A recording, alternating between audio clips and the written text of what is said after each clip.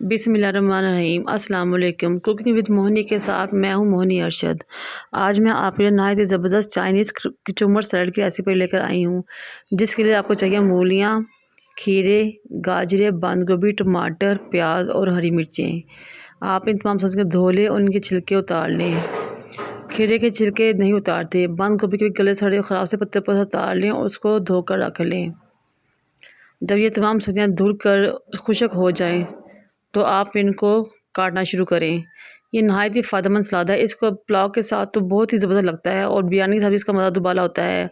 ना सिर्फ़ आप इसको सलाद के तौर पे इस्तेमाल करते हैं, बल्कि ये वेट लूज़ सैलेड के तौर पे भी बहुत ज़बरदस्त तरीके से इस्तेमाल किया जा सकता है, क्योंकि इसमें सिरका डला होता है। अब तमाम सब्ज़ियों को एक-एक करके फाइनली चॉप्ड कर लें। जिस तरह के देखें मैं गाजर, मूलियाँ और खीरे और टमाटर वगैरह काट रही हूँ। आपने इनको बहुत बारीक-बारीक काटना है। आप सबसे रिक्वेस्ट है कि मेरे चैनल को शेयर करें, लाइक करें, सब्सक्राइब करें और बेल आइकन को टच करें ताकि मेरी तमाम वीडियोस आप तक पहुंच सकें। देखिए, इसी तरह टमाटर को काटे, हरी मिर्चों को काटे, तमाम सब्ज़ी को नहायत बारीक तरीके से काटे।